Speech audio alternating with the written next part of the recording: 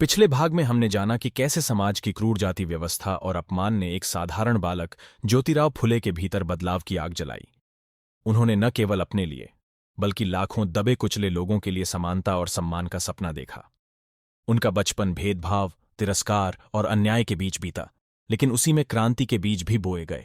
यही बच्चा आगे चलकर भारत का महान समाज सुधारक बना, जिसने अंधकार में एक नई रोशनी की मशाल जलाई। अब जानते हैं ज्योतिराव फुले की जिंदगी का अगला पड़ाव, जहां उनके भीतर का विद्रोह धीरे धीरे एक आंदोलन में बदलने लगा। उनके परदादा कोई साधारण इंसान नहीं थे। सतारा से करीब 40 किलोमीटर दूर कटगुण नाम की जगह पर एक छोटा सा गांव था। यहीं रहते थे ज्योतिराव के परदादा, जिन्हें उस समय गोहरे उपनाम से जाना जाता था। वे गांव में चौगुल्ला के रूप में काम करते थे। चौगुल्ला का मतलब होता है एक निम्न श्रेणी का ग्राम अधिकारी, जिसे गांव के छोटे मोटे काम सौंपे जाते थे। लेकिन उस समय पेशवा शासन का दौर था और ब्राह्मण राजस्व अधिकारी गांवों में राजा की तरह हुकूमत चलाते थे। दलितों, निचली जातियों और किसानों पर उनका अत्याचार आसमान छू रहा था। ये अधिकारी मनमाने टैक्स वसूलते थे। अगर कोई किसान टैक्स न दे पाए तो उसकी जमीन छीन ली जाती थी।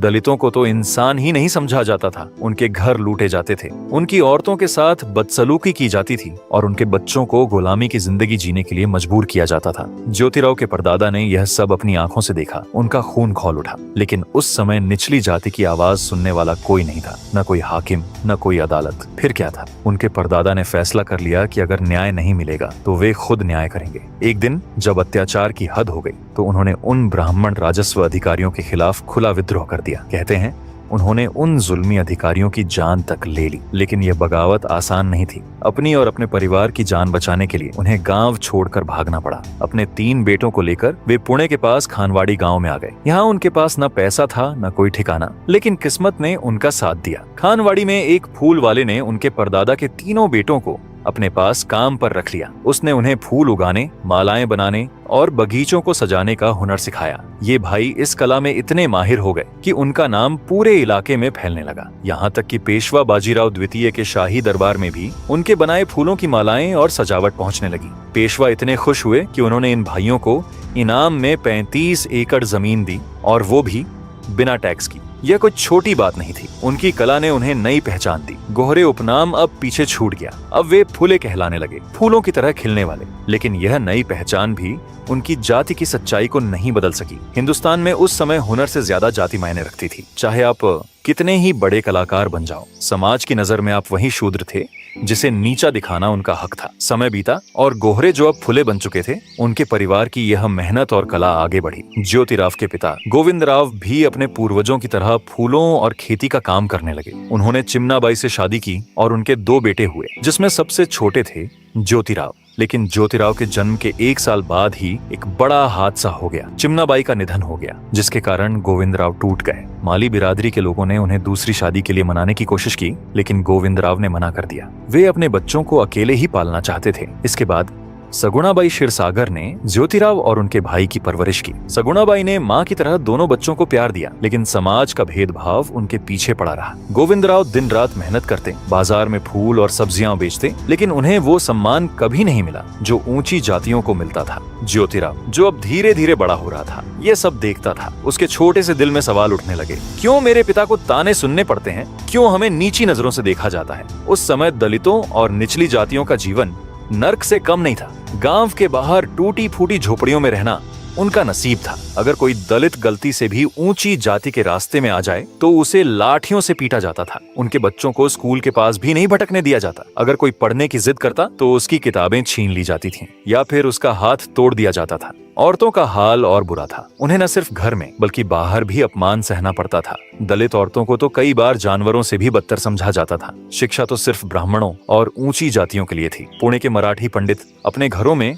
सिर्फ ऊंची जाति के बच्चों को संस्कृत, व्याकरण, तर्कशास्त्र और दर्शन पढ़ाते थे। दलित और माली जैसे समुदायों के बच्चे, उन्हें तो स्कूल की सीढ़ियां चढ़ने का हक भी नहीं था। अगर कोई कोशिश करता तो उसे गांव से निकाल दिया जाता था। यह वह दौर था जब शिक्षा को एक हथियार की तरह इस्तेमाल किया जाता था, ऊंची जातियों को ताकत देने और निचली जातियों को गुलाम रखने के लिए। ज्योतिराव अब समझने लगा था कि उसके परिवार का अपमान सिर्फ उसका नहीं बल्कि पूरी व्यवस्था का हिस्सा था। वह देखता था कि उसके पिता की मेहनत मेहनत को लोग तुच्छ समझते हैं। वह देखता था कि सगुणा बाई को बाजार में लोग नीची नजरों से देखते हैं। वह देखता था कि गांव के स्कूल में सिर्फ ब्राह्मण और मराठा बच्चे पढ़ते हैं, जबकि माली और दलित बच्चों को खेतों में मजदूरी करने के लिए छोड़ दिया जाता है। उसके मन में एक तूफान उठ रहा था। वह सोचता था, क्या मैं भी सिर्फ खेतों में काम करने के लिए पैदा हुआ हूँ? क्या मेरे जैसे लोगों को कभी सम्मान नहीं मिलेगा? बहरहाल उस समय भारत में ब्रिटिश राज अपने पैर जमा रहा था। पुणे की गलियों में अब सिर्फ पेशवाओं की बातें नहीं होती थीं। ब्रिटिश ईसाई मिशनरियों ने शहर में कई अंग्रेजी स्कूल खोल दिए थे। ये स्कूल सिर्फ पढ़ाई के लिए नहीं, बल्कि ईसाई धर्म को फैलाने का भी जरिया थे। उसी समय governor general Lord William Bentinck ने 7 मार्च 1835 को एक बड़ा ऐलान किया। उन्होंने कहा कि अब भारत की शिक्षा नीति बदलेगी। उनका मकसद था भारतीयों को यूरोपीय साहित्य, विज्ञान और आधुनिक विचारों से जोड़ना। लेकिन जरा सोचिए, यह कितना मुश्किल था। यह वह देश था जहां सदियों से रूढ़ियां और अंधविश्वास लोगों के दिमाग में जड़ें जमाए बैठे थे। ब्राह्मणवादी व्यवस्था ने शिक्षा को सिर्फ ऊंची जातियों तक सीमित कर रखा था। दलित और निचली जातियों के लिए तो स्कूल का दरवाजा देखना भी गुनाह था।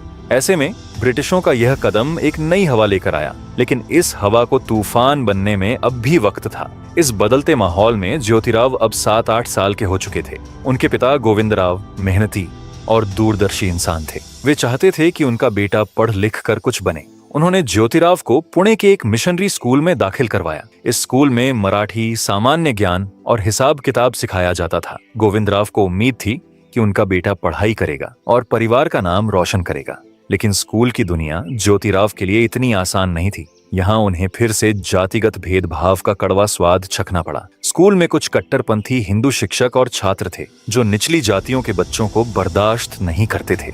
ब्राह्मणवादी मानसिकता ने स्कूल को भी अपनी गिरफ्त में ले रखा था। ज्योतिराव को ताने सुनने पड़ते थे, जैसे कि माली का बेटा यहाँ क्या करने आया, शूद्र को पढ़ने का हक नहीं। कुछ शिक्षक तो खुलेआम कहते कि निचली जाति के बच्चे स्कूल में रहेंगे तो स्कूल अपवित्र हो जाएगा। ये ताने ज्योतिराव के छोटे से दिल को चोट पहुंचाते थे। वह देखता था कि ब्राह्मण और मराठा बच्चे आराम से पढ़ते हैं, जबकि उसे और उसके जैसे बच्चों को हर कदम पर नीचा दिखाया जाता है। आखिरकार यह भेदभाव इतना बढ़ गया कि ज्योतिराव की पढ़ाई बीच में ही रुक गई। कट्टरपंथी ताकतों ने उन्हें स्कूल से बाहर करवा दिया। यह पहला मौका था जब ज्योतिराव ने समाज की सच्चाई को इतने करीब से देखा।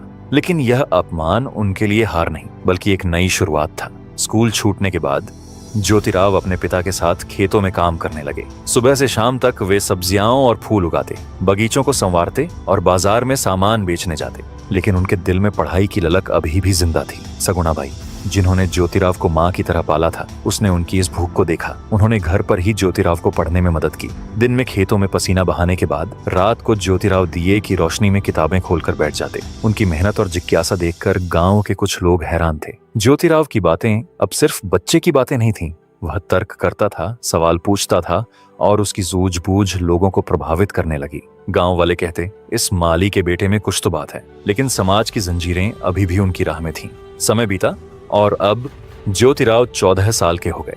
उस समय गांव की परंपरा थी कि कम उम्र में शादी हो जाए। ज्योतिराव का विवाह सावित्रीबाई से हो गया, जो उस समय सिर्फ 8 साल की थी। यह शादी सिर्फ 2 लोगों का मिलन नहीं थी, बल्कि एक ऐसी जोड़ी की शुरुआत थी जो आगे चलकर समाज में क्रांति लाने वाली थी। लेकिन अब भी ज्योतिराव के लिए सबसे बड़ा जुनून उनकी पढ़ाई थी।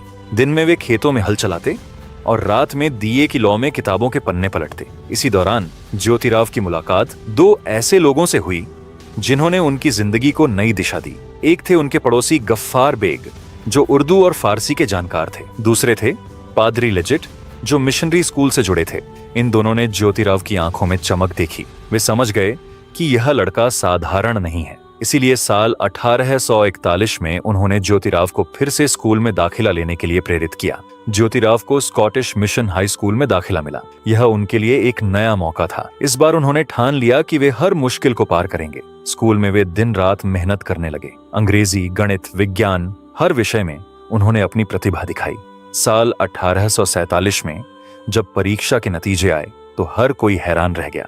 20 साल के ज्योतिराव ने 7वीं कक्षा की पढ़ाई पूरी कर ली थी, और वो भी टॉप करके। यह उस समय की अंग्रेजी स्कूल की ग्रेजुएट डिग्री थी। एक माली का बेटा जिसे कभी स्कूल से निकाल दिया गया था, अब सबके लिए मिसाल बन गया था। पढ़ाई पूरी होने के बाद ज्योतिराव की आंखें अब सवालों से भरी थीं। स्कूल में उन्होंने ईसाई धर्म और इस्लाम के बारे में पढ़ा। उन्होंने देखा कि बाइबल और कुरान को कोई भी पढ़ सकता है। फिर हिंदू धर्म में ऐसा क्यों नहीं? वेद, मनुस्मृति और पुराण, इन ग्रंथों को निचली जातियों से क्यों दूर रखा गया? ब्राह्मणों ने इन पर पहरा क्यों बिठा रखा था? ये सवाल उनके मन में तीर की तरह चुभने लगे। लेकिन आगे क्या हुआ, वह देखने के लिए जुड़े रहिए हमारे चैनल के साथ। और चैनल पर नए हैं तो प्लीज चैनल को सब्सक्राइब जरूर से कर दीजिएगा। अगला पार्ट हम जल्दी ही लेकर आएंगे।